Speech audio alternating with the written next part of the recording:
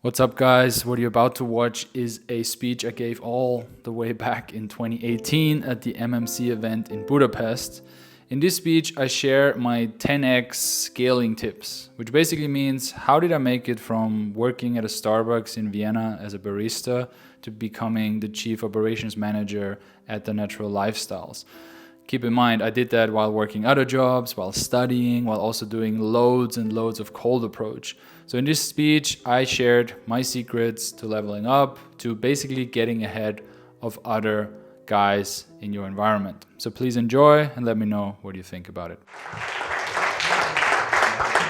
Hey guys, who still has energy? I know it's Sunday afternoon. Cool. So like James mentioned, I had the pleasure and honor to work with them for the last 4 years and work my way up through the ranks. And the best part of it, I mean, it's cool to have a job and to start as a film intern and work your way up, handle the content, and then end up as CEO or at least chief operating officer.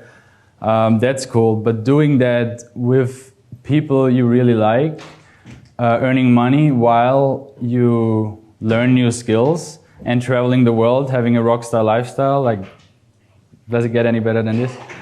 And so I'm very happy, and I thought, okay, I will share those maybe 45 minutes, the story of how I got there and the mindsets I developed on my path, the mindsets I maybe debunked, what changed, and then what maybe secrets and practical tips I have for you guys to take away to also reach the goals you have faster. So let's take a step back and I will talk a little bit about my past. So my name is Alex and I'm Austrian.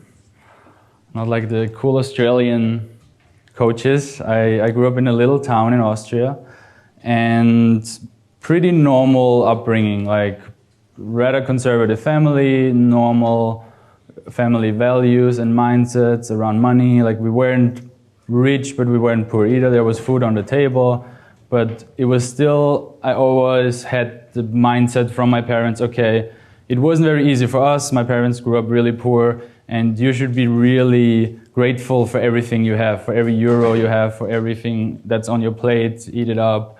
And that's one of the mindsets I got. And especially because they grew up the way they did, I had the mindset, okay, in order to be successful, you need to study, get a good education, get a good degree, already think ahead, okay, what kind of job do you want in the future? Already at a young age, like at 9 or 10, like, what do you want to be? Like, what job? And then, okay, you already should think what kind of degree do you get then to reach that level? And that's the way to success, to get a job and then work very hard, very long, consistently on that job. And then you get a promotion and then you earn money.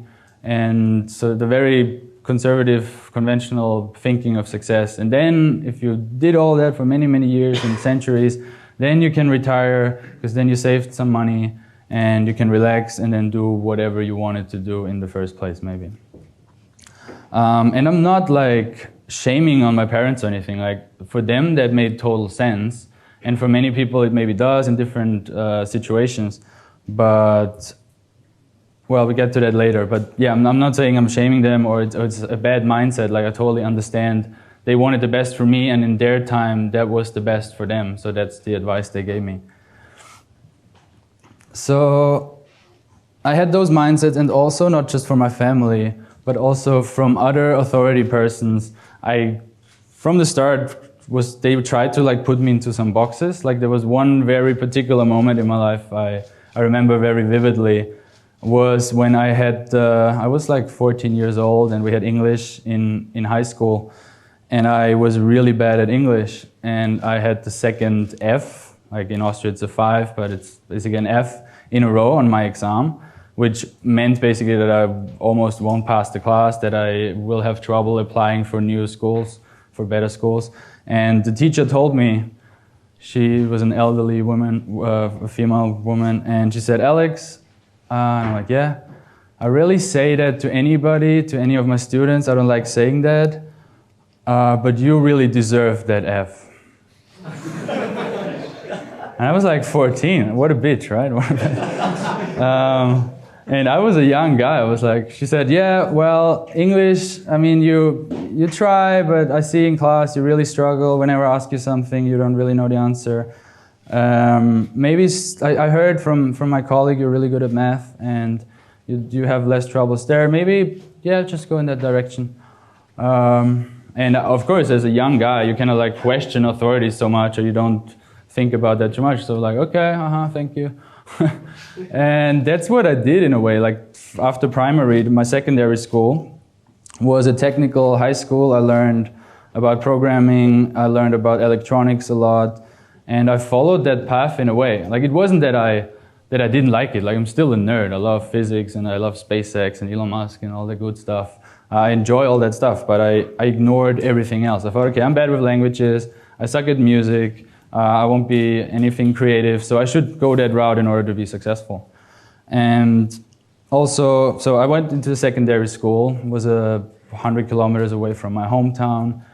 So I was in boarding school for 5 years, and I don't know if any of you guys did technical engineering degrees. The girls are rare, and the girls that are there are not the kind of you want.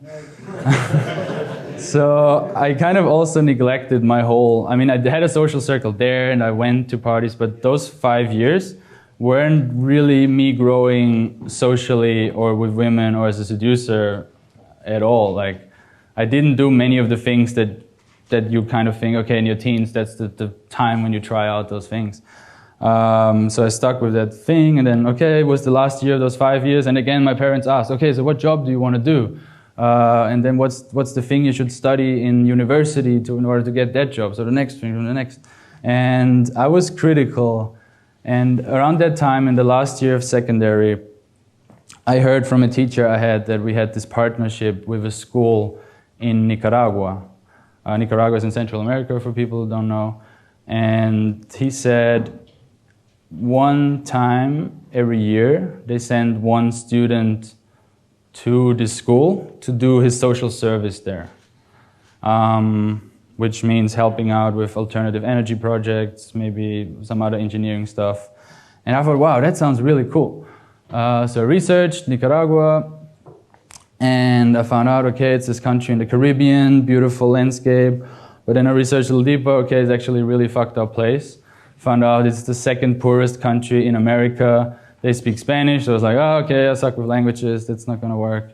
And it's just a real struggle, there's no infrastructure. So I thought, okay, it would be cool to do a 2-week holiday there, or to maybe Thailand or something, like to widen my horizon after doing my degree, get to know new cultures. That would be really cool for me. But going for a year, 12 months, and like committing to it, because it's basically legally required in Austria as a guy to do either military or social service in Austria. I was like, that's just like, that would be really dumb, because I go there alone, I don't speak the language. What am I doing there? Like, that would be just a year of struggling, basically, where I have here everything I want, sort of, in this rich Austrian country. So I kind of like, okay, that's not the thing for me. It sounds cool as a holiday, but for a year it's too much. Times passed, and then something happened, and I don't know what it was. Like, was it a movie, or was it a dream or a song? I remember I woke up and my whole mindset shifted. I didn't think anymore, okay, what's the negative outcome? What could happen? I just thought, okay, I put myself into 2 universes. One is doing this thing, going to Nicaragua. How would my life look after doing that? Probably, or maybe. And then how if I don't do it? I'm like, okay, if I don't do it, I do what anybody else does. I'm not really, I'm growing as a person, but I'm not gonna have an advantage of anybody else. I'm not accelerating faster than anybody else. I'm just doing everything that's required when you're a guy in Austria. Or I'm going to Nicaragua. I have to learn a language because nobody fucking speaks English there. I have to socialize because either I'm going to be alone for a year.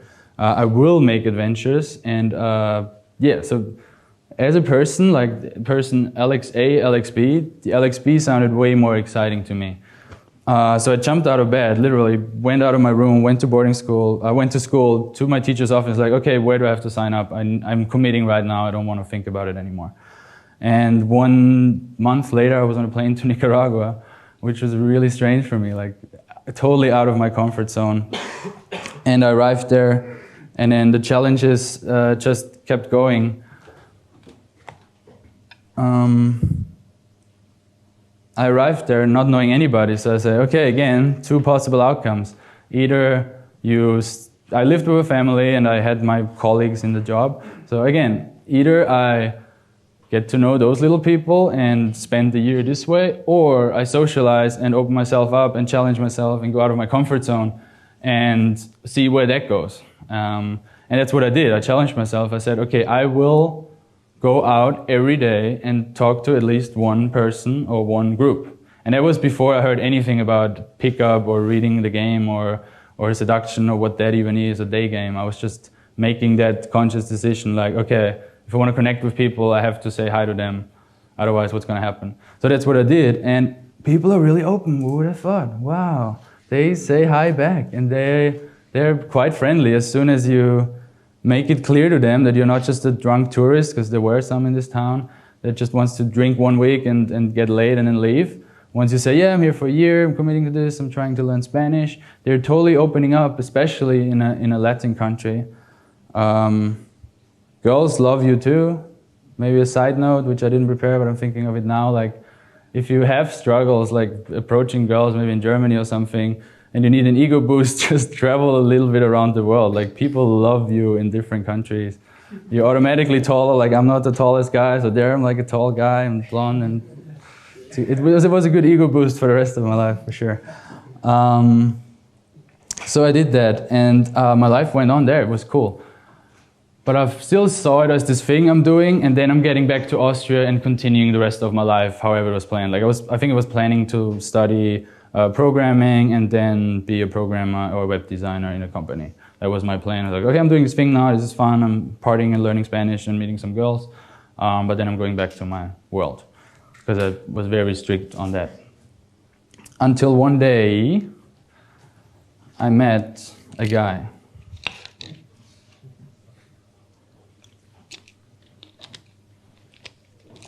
And his name was Ciro. He was from Portugal. And I was meeting him through those social circles. He was organizing a trip to a volcano. Amazing 2-day trip. You walk up, you sleep on the top. Beautiful, one of the best days of my life.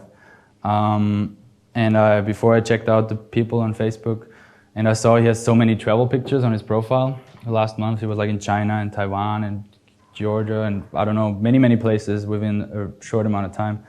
So on this trip I asked him like, Ciro, that's really cool. I saw those pictures of you and you seem to travel. Like, what do you do as a job so you can travel so much? And he's like, I don't have a job.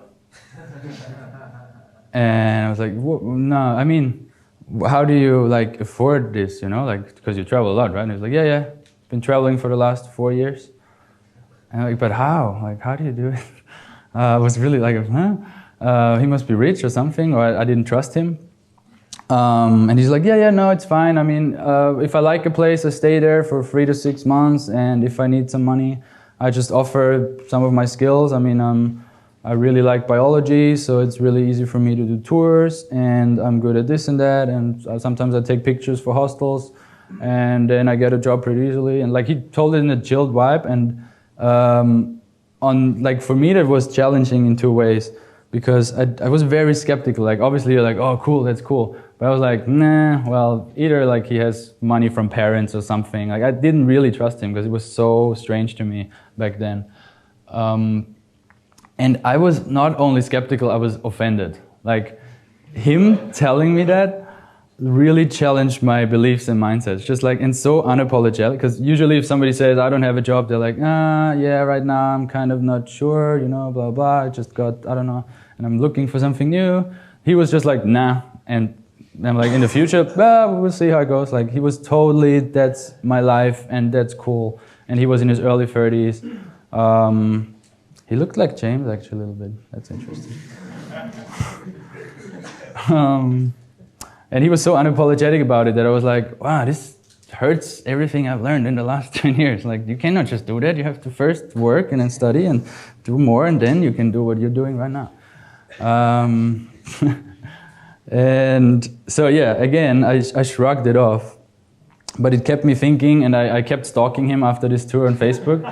And he just went on. I'm like, fuck, he told me the truth. Like, he's constantly in some different city. Like, this is the thing. This is the shit. Like, he's in the best life ever. Meeting girls. I was in a salsa club with him. It was so, like, flowing. Just meeting girls. It was amazing. Like, breakthrough for me. Like, what the fuck? And so I kept stalking him and got really curious. Okay, so I started Googling traveling for free, traveling while working, how to earn money on travel. So I just went down the rabbit hole and I came to new search terms, lifestyle design and digital nomad. And I was like, wow, a new world opened up to me. It was quite exciting. And then suddenly I find myself watching this 90-minute video on YouTube without a break, totally captivated. And it was James Marshall's video on the 3 pillars of natural seduction. Who has seen this? Everybody. Was your experience similar to mine? Was it? For me, it was a total breakthrough. And so I was like, okay, fuck, I need to meet this guy. This is really new. And I showed my friend Dominic, who is here today also back then. I know him from school. The only reason he's not on stage is because while I was doing all the TNL stuff, he founded a business that's even 5 times bigger than TNL. So he found out his own way. So he joined me on that path. He was like, fuck, you're right, this is cool. Let's get in touch with him.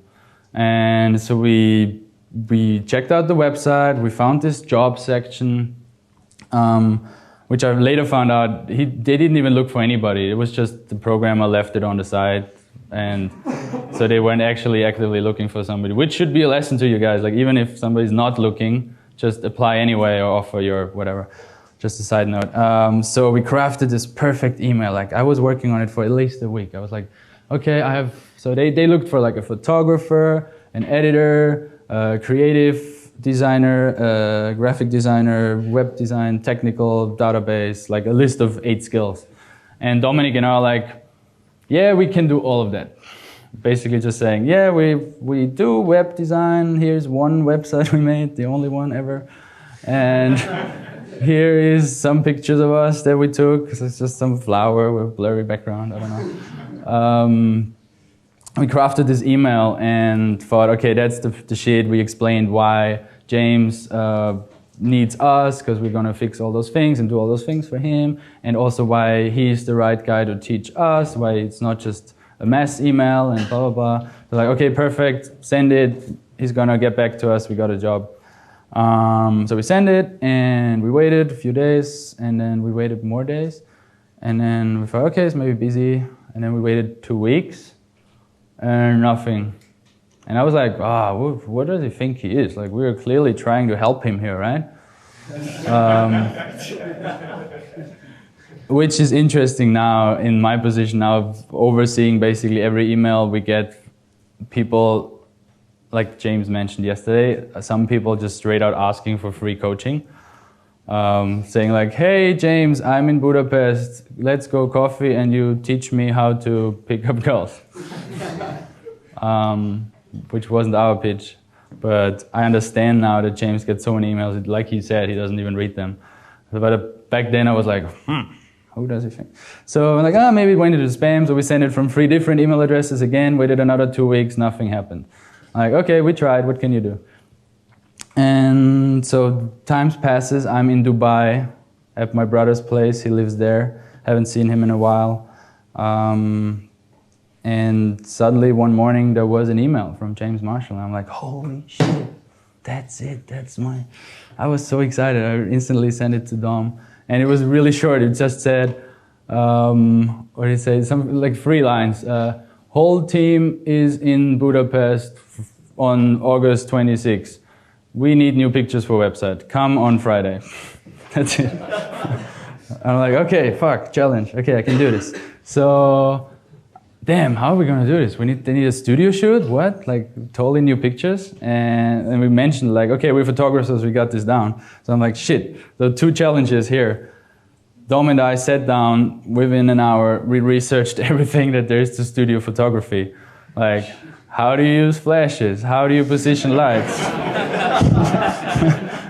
What different light setups? Even how to pose, how to make people pose, what angles look good on camera, what backgrounds to use, and so on. So we just watched courses, ripped courses of the internet, and so on. And then the second challenge, even harder for me, was, like I said, I was with my brother, who I didn't see a lot of times, and he's way older than me. He's like half a father person for me as well. And I told him, look, I need to leave earlier, I need to go back to Austria. You need to change my flight ticket. And he's like, what do you mean? Like, you have summer holidays, and like, what are you doing? I was like, yeah, I got this photo shoot in Budapest. He's like, okay, cool, you're getting paid a lot? Like, why is it so important? No, actually, I did it for free. And he's like, why?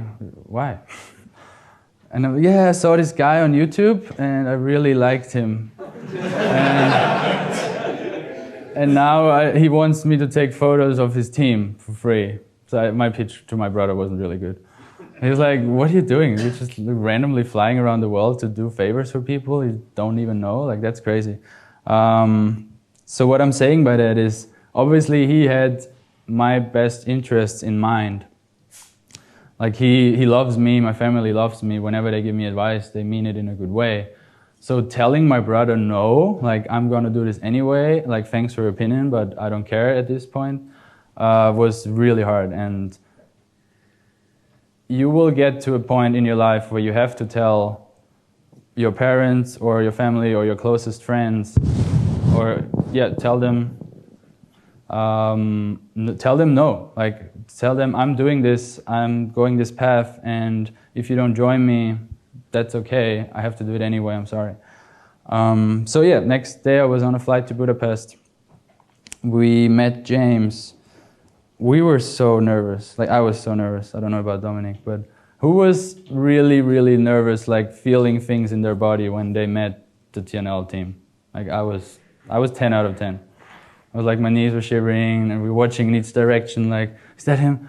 No? Okay, shit. And like, oh, that's him, okay. 5 seconds, be normal. Hello. So we met James, we didn't have much time, we did the photo shoot, and it was actually good. Like, they believed us, apparently. Like, you've maybe heard in James's speech, we pulled it off. We even brought a monitor, so we connected it to the camera, so it looked super professional. You could like take a picture and then professionally look at the monitor. Oh yeah, it's really good, like we've always did. We had a time schedule, we edited the photos really fast. Within 2 or 3 days, they had the final product. And James sat us down and said, okay, cool. That was a good job. Let's try this for 3 months. If you want to, I can offer you to film for us, to do edit infield videos, and a free internship basically. And the deal is our time for my time, like you get coaching and you work for us. And I was like, that's it, cool. Gonna work with this, the natural, I'm gonna become good with ladies. But also, I thought, well, I'm kind of comfortable right now. Like, it was a big change. Again, working for free, not really knowing the outcome. You could see it in a negative way, like, well, I could do better things with my time. I kind of had a chill life back then. I was just coming back from Nicaragua, I was still in the flow, I was getting laid enough. I mean, it was with girls that I picked up at 5 a.m. in the nightclub, and I never saw a daylight, and it wasn't like, but it was fine. Like, I had a great time. So changing that to, okay, now spending every weekend in Budapest filming and then editing during the week while studying was quite a lifestyle change for no direct or instant payout. But we tried it anyway, we were very enthusiastic, and because obviously we wanted to gain those skills of the Natural Lifestyles team. So times passed and it didn't go as we expected, because like I said, the weekends we filmed stressfully, especially during workshop season, which is from April to October. The guys are really super busy, like they have all their focus on teaching the students how to change their lives. And then during the week we edited, so we didn't get any of the benefits we hoped for. So I was preparing a new pitch for James. I said, okay, I want to take this more seriously, and this is clearly more than a job, not just a hobby. We want to get paid. I pitched him minimum wage, €11.50, slightly more than I earned at Starbucks at that time. He instantly said yes. I was like, well, I was happy because back then I didn't know when the guy you pitched instantly says yes, you kind of made a really weak, you sold yourself really cheap. I was happy, I didn't know that back then. Now I know differently. So that was a new chapter. I was excited because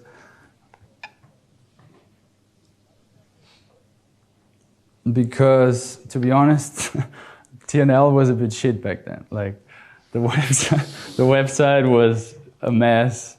The guys, I always said it was more like a hobby than a job.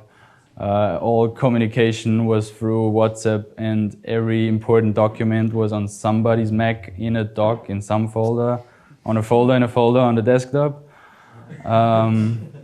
It was a mess. So I was excited because my analytical Austrian brain was like, cool, I can fix this hole and make this more efficient and automate this process, and I want to make a regular video schedule and do this and some branding and change the logo and something. So I was really excited about changing a lot of things, and I worked really hard to do that. And maybe you guys seen in the last 2 or 3 years, TNL has stepped up their game. Like we have online products now, we have this thing, we have a regular video schedule. Like this just didn't come by just trying a little harder. Like it was a lot of work. And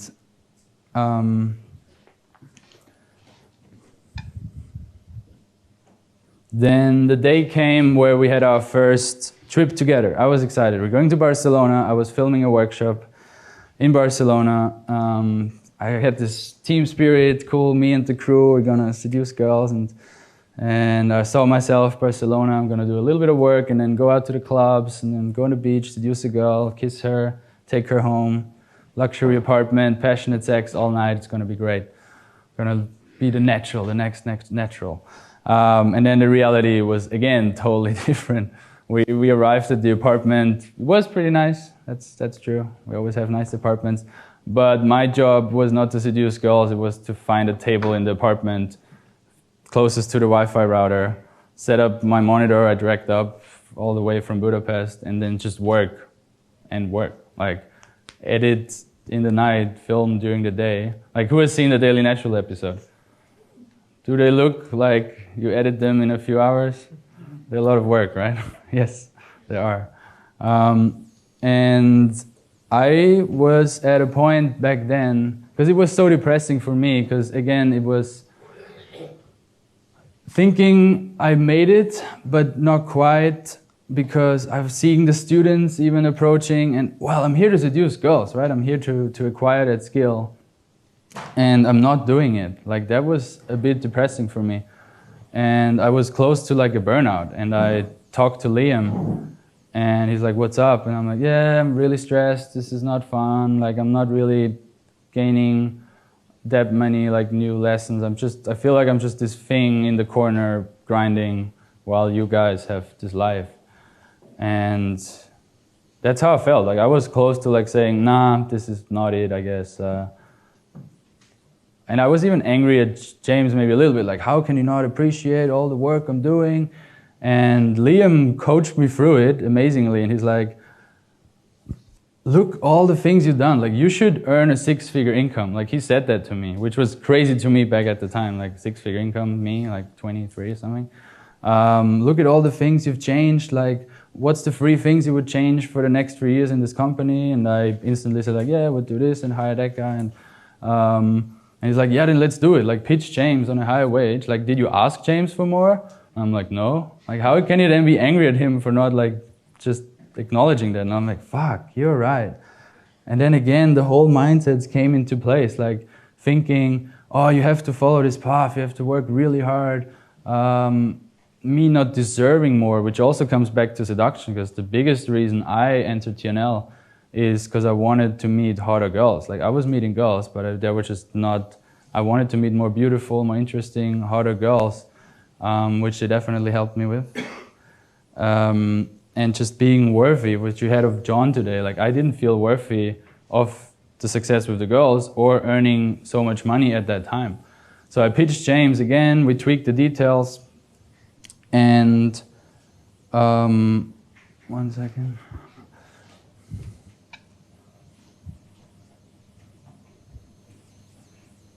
So I pitched James again and said like, okay, I really want to take this seriously. I want this to be full-time. I don't want to need to rely on any other jobs anymore. I have a 2-year plan how to take the company to the next level. And I have many ideas. We need to hire some people. It's going to cost you way more than it did before. And we tweaked the details a little bit. And then he said yes again, which is great because now we're here. And then things really took off. Like, we hired new people. We hired Adam. So the last Daily Natural episode, which were amazing, they were edited by him. And we can just take now the company to the next level with me breaking those mindsets. And that was my journey to here. It was very quick. Now telling those 3 years in this maybe 30 minutes.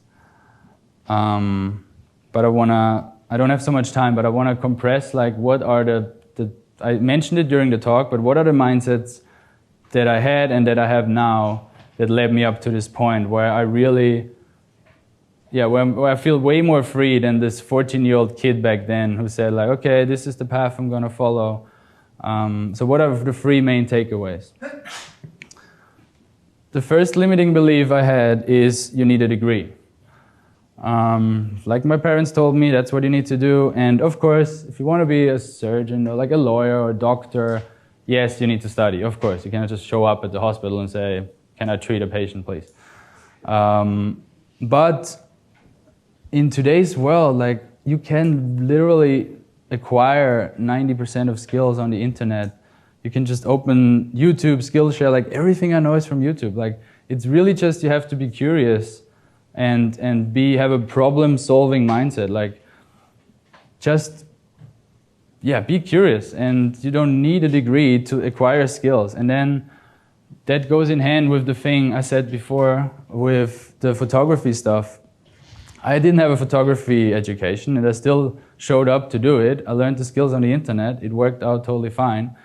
And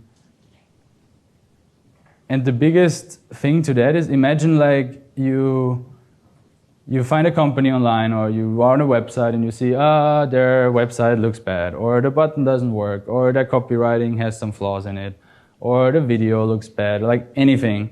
And you take a step and you try to fix that problem. You text them, here's your problem. I saw that and I offered a solution. Maybe you already work a little bit towards that way. Maybe you make a design or tell them the next 3 steps you would take them through to offer that solution. You send that to them. Do you think they would be like, that sounds amazing, you're exactly solving all our problems, but what is your degree? Like, that's bullshit. So have that problem-solving attitude. Then what's the second thing? It's you need job experience. No. I jumped through like 7 different departments in that company, started editing, doing marketing, a little bit of copywriting here and there, not really, but like changing titles, learning about that quickly, SEO, technical stuff, programming. You don't need a lot of experience to offer the skills. Again, just promise it and then hold up to that. Like, be bold and then back it up with hard work. One example is on the side, I had this little side business creating websites for small and medium companies. And because I thought, okay, web design is a cool job. You can charge, I don't know, 2,000 or 3,000 euros per website. And if you do a few, you earn good money. And I made 1 or 2 websites. I knew a little bit how it works. And I didn't think, okay, I have to now learn for 5 years in a web design company to then offer the skill. I literally made a website offering websites, called 200 little companies and told them, yeah, we are a company working with small and medium businesses.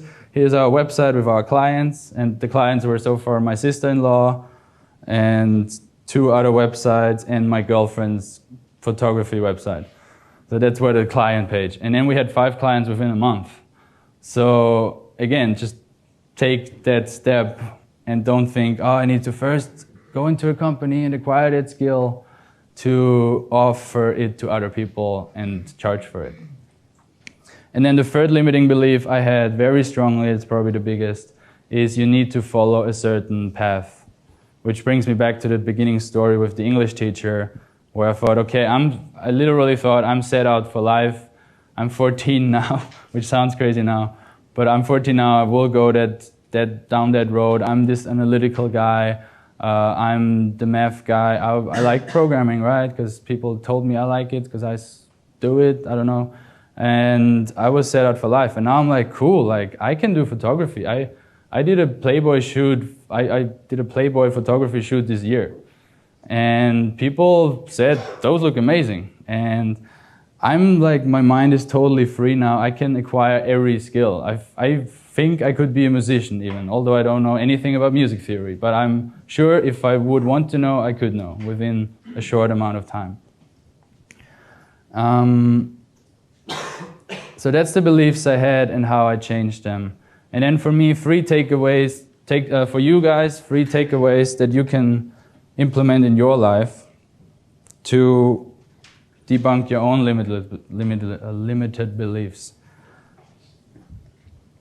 So I had a lot of stuff, but I tried to condense them to 3 points. The first one, be bold and have audacity, but back it up with work, deliver, and then even over-deliver. So when James asked us to do this photo shoot, we didn't just show up in Budapest with our cameras and be like, okay, so we're here, where should we take the pictures?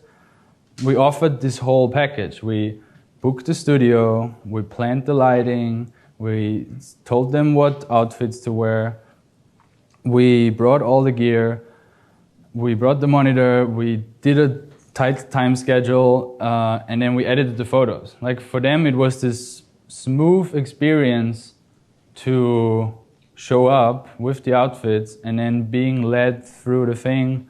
We even told them those posing things that we heard one day before on the internet, just literally quoting the guy on YouTube, like, if you open your lips a little bit, you're blah, blah. And they totally bought it. Yes, offer more than they ask for, because there are a lot of people who work hard and who do the job, nowadays especially, where you can just go on Upwork and hire people off the internet. But if you're the guy who actually over-delivers and gives them more than they expected, they will welcome you with open arms. And then money isn't really the problem anymore, because they get so comfortable with you being there that they need you in a way. Like that's, I guess, happened with me a little bit. Like if I would leave now, it would be a little bit of a mess for at least some time. So be very ambitious in that regard. Don't just think, okay, what's the thing he needs right now? What other things I could offer him? Because every company has problems, like no matter how big. That's another big topic you can ask me later, but that's the first takeaway to practical put in your life. It's basically solution-based thinking, not just problem-based thinking. Just think ahead, like what overall solution could I offer somebody? Then number 2, very cliche, work hard. Yes, work hard, but work hard towards the right goals and make sacrifices. It's not enough to just work hard, because there's so many people who are working hard. You also have to work towards the right thing. And I'm not saying you need a grand plan. Like I don't know, I think maybe 1 year ahead or 2. I don't think 5 years or 10 years ahead. I don't really care. But yeah, and then make sacrifices. Like, again, many people work hard. If you just work hard from 9 to 5 and then go home, there will be people who work then from 5 to 12 at night, who just then over time just gonna be better at you. They develop more skills than you. They can work more efficiently. And it is hard. Like, I'm not saying it's a fun thing and by changing some mindsets you suddenly become this guy now who earns a 6-figure salary in your 20s. I sat in front of a computer for TNL for thousands of hours in the last years, and I said no to many things. Like, I don't want to sell you a fake dream. I said I didn't build my social circle very much in Vienna because I was spending a lot of time in Budapest and traveling. I said no to day game a lot, which is especially hard in this company when you work with those seducers and then you edit the infield videos and you're like, yeah, he's explaining the thing and I still need to edit it, I cannot go out.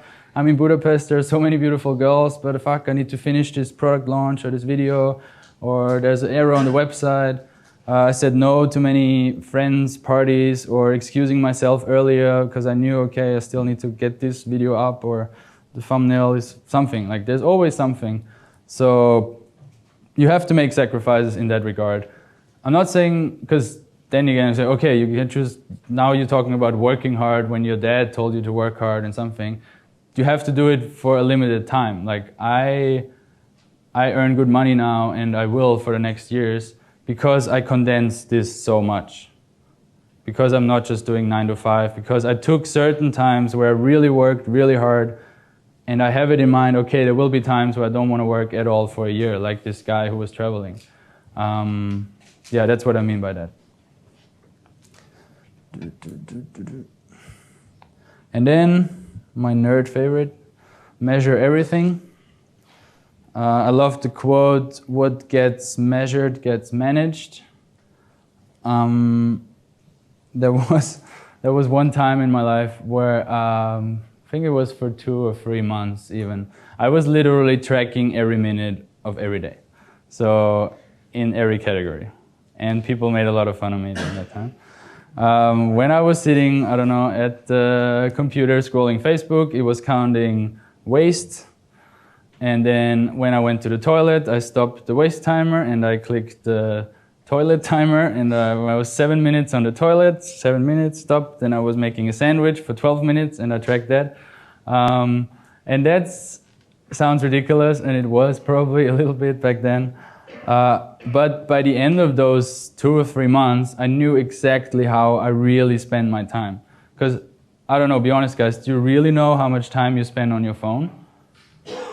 There are apps who track that, and you would be surprised. Like, if somebody would ask me how much time maybe back then I spent doing really like wasteful stuff, as in watching dumb YouTube videos that have no value at all, scrolling your Facebook feed, scrolling your Instagram. Maybe I would have said 20 minutes, maybe 30 on average.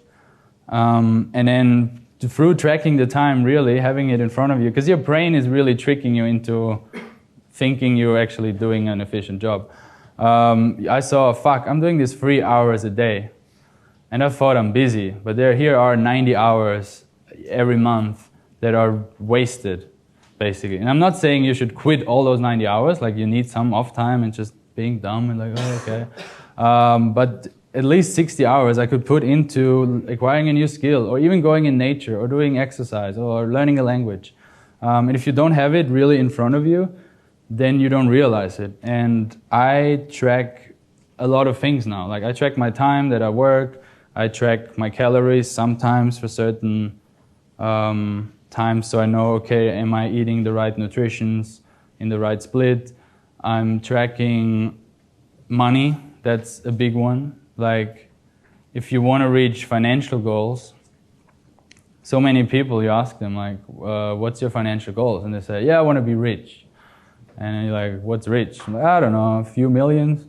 And okay, until when? When I'm older. Like, okay, you're never going to reach that goal. Like, I have a very specific plan. I literally have an Excel sheet that tells me how much I have to earn every month and how much I have to earn the next month, like how much more, to reach $1 million or euros by the time I'm 30. And, well, if I'm not reaching it, doesn't matter. I don't care so much about the sum or the money. It's more like the visualization. Seeing it in front of you, okay, that means in month 27, this is the number, and then you can kind of, okay, and I'm not reaching this. And it doesn't have to be money, it could be any skill, like, but just having it in front of you already changes your brain in reaching that goal. And make clear goals, like put the time and the number and the quantity. This will help you a lot reaching that.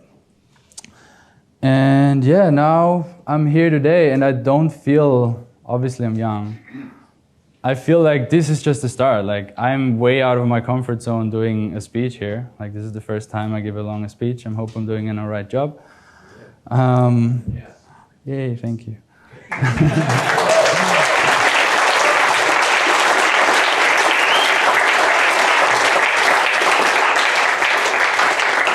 And I also coached the first time this year. It was amazing. I was helping the guys with 2 workshops, doing live dating coaching.